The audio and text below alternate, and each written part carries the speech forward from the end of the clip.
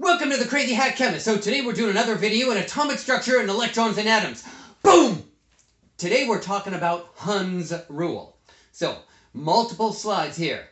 So, Hund's rule is the most stable arrangement of electrons in subshells is the one with the maximum number of parallel spins. That's called maximum multiplicity. That is, every orbital in the same subshell is first singly occupied by electrons before they pair or couple. So let's see how this is applied. This also explains that electron-electron repulsion is not lower in energy. I'll show an example of that as well. Hund's rule is applied without violating the Pauli exclusion principle. That's very important, of course. Okay, so let's see how this works. We're going to take a look at boron. Boron has an atomic number of Z of 5. So look for boron on your periodic table. Write out the electron configuration for boron. That would be 1s2, 2s2, and 2p1. Now we're going to do the orbital box diagram of boron as well. Okay, so I've separated out the S boxes and the P boxes. Now, with the S's, they are organized like 1s and then 2s, and then the 2p's are all together because they are of the same type of orbital, of the same energy, so that's why they're all together.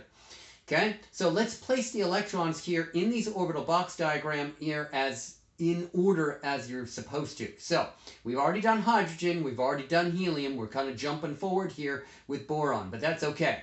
So, N of 2. Okay, so, and hopefully this makes sense with the boxes. So I'm going to show you the boxes because we've already done hydrogen, we've already done helium, so we're going to go into the next shell. Okay, with the next shell you have an L of 0 and an L of 1. The L of 0 is an S-type orbital and the L of 1 is a P-type orbital. So you should be able to write down the number of boxes here. That is 2L plus 1. That's why there's one box for the S-type orbitals.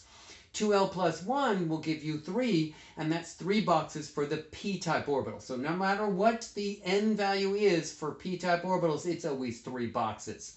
Now we're going to place these electrons in these boxes in the order. The first arrow by convention is up. The second arrow is a anti-parallel paired spin in the same orbital, same energy level.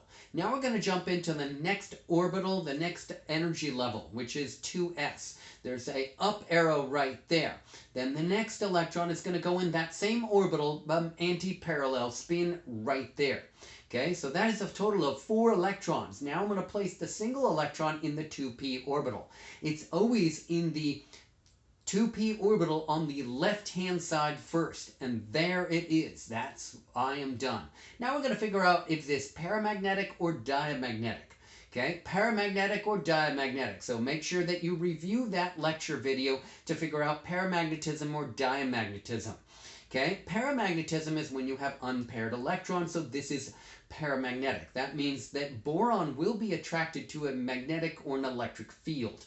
Okay, let's keep on going with one more atomic number beyond boron, and that would be carbon, and that is a Z of 6. So therefore, this is 6 electrons here in carbon. I want you to write out the electron configuration, and then we're going to do the orbital box diagram. Now, there's only one more electron here, so that is 1s2, 2s2, and 2p2. Okay, so the same set of boxes, the same ordering. Now we're going to place the electrons as they are appropriate. So the first arrow in the first box up, second arrow in the first box down, then third arrow, third electron that is, in the second box up, and then its anti-parallel spin right there. Okay, now the next electron, just like with boron, goes in that first box. Now the question is, where do I place the next electron? Do I pair it in that same orbital, or do I place it in the next orbital as well? So it's going to go in the next one, and this is very important here, okay, because this is a parallel spin. So we're going to maximize the number of parallel spins. Okay, so this is paramagnetic because I have unpaired electrons. And this is noted with carbon. And you should see that carbon is attracted to a magnetic field, because otherwise, if it wasn't, it would be diamagnetic. And that last electron that was in yellow right there would be paired with the other one in the same orbital. But this is of lowest energy following Hund's rule with the maximum number of parallel spins. Now we're not quite there yet, really. Okay, so we're going to go to nitrogen, and that's Z of 7. So write out the electron configuration. That is 1s2, 2s2, 2p3. Same set of boxes like we did before. Okay, same order of electrons in their same order like we've done before. Okay, so this is all the same, this is the same, and this is the same. Now the question is, where do I place the next electron? Okay, I could place it right here, but this would be giving me electron-electron repulsion. And I could have done the same thing here as an example with the carbon, but I didn't. But I'm showing you that this is electron-electron repulsion. This is not lower in energy, so we're going to wipe this away and get rid of this because that does not belong there. The next electron goes right here. Okay, is this paramagnetic or diamagnetic? This is paramagnetic because I have unpaired electrons, and this is truly following the maximum multiplicity. That is the greatest number of parallel spins. Okay, all the electrons in nitrogen in the 2p set of orbitals, that's 2px, 2py, 2pz, all have a m sub s value of +1/2. They are all positive spins, like +1/2, that's a clockwise spin. Okay, we're going to keep on going here and go on to the next element. And the next element is oxygen, a Z of 8. Therefore, it has a total of 8 protons, its atomic number of 8, and it, of course, has 8 electrons since we're dealing with a neutral element. Okay, and there is the electron configuration, so that's 1s2, 2s2, 2p4.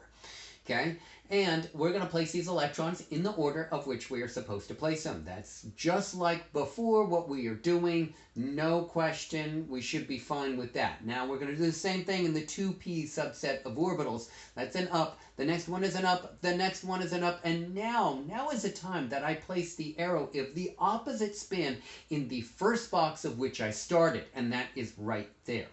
Is this paramagnetic or diamagnetic? In fact, you already know the answer to this when I discussed a video on paramagnetism and diamagnetism.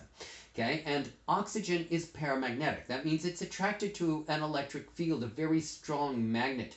And you should review that video, and there are the 2 unpaired electrons right there.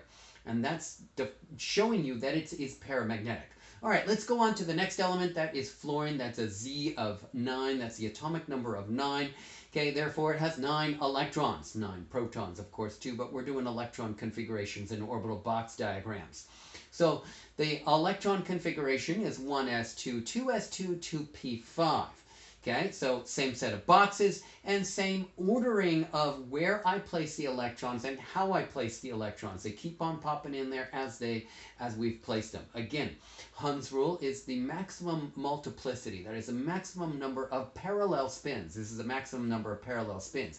Then I start backfilling. That's like oxygen. And then I continue to backfill of opposite, that is anti-parallel spins in the same orbital. Okay, hopefully that works out well for you. So we're really, really close to the noble gas. Okay, that is, of course, paramagnetic because there is 1 unpaired electron. If you have 1 unpaired electron, it's paramagnetic. You have 2 unpaired electrons, it's paramagnetic. You have 20 unpaired electrons, it's paramagnetic. All you need is 1 unpaired electron to be paramagnetic. Okay, then there is neon, Z of 10. That's the atomic number of 10. That's 10 protons. That's 10 electrons. Here's the electron configuration of neon.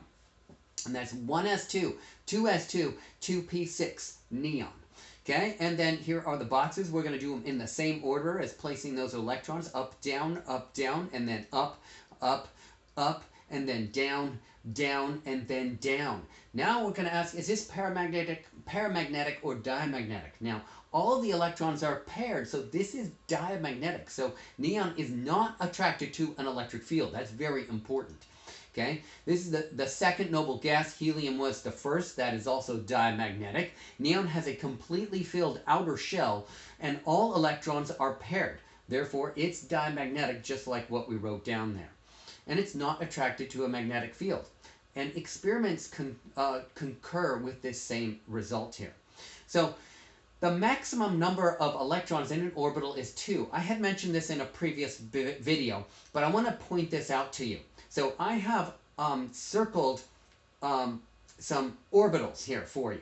And so that has 2 electrons in it. That has 2 electrons in it. That one has 2 electrons in it. And that one has 2 electrons in it. So the maximum number of electrons in an orbital is 2. Okay? Not in an energy level, not in a set of orbitals, but in a singular orbital, the maximum number of electrons is 2. So make sure that you know Hund's rules. That's maximum multiplicity, maximum parallel spins first before you start pairing up the electrons, especially when you have orbitals of the same energy level, of the same subtype. Okay? All right. That's another video by the Crazy Hat Chemist, and I am wearing another crazy hat. Woo! I hope you have a great day. Give me a thumbs up on that video. Subscribe to my YouTube channel. And I will see you next time for some more cool chemistry videos. Thank you very much. Bye now.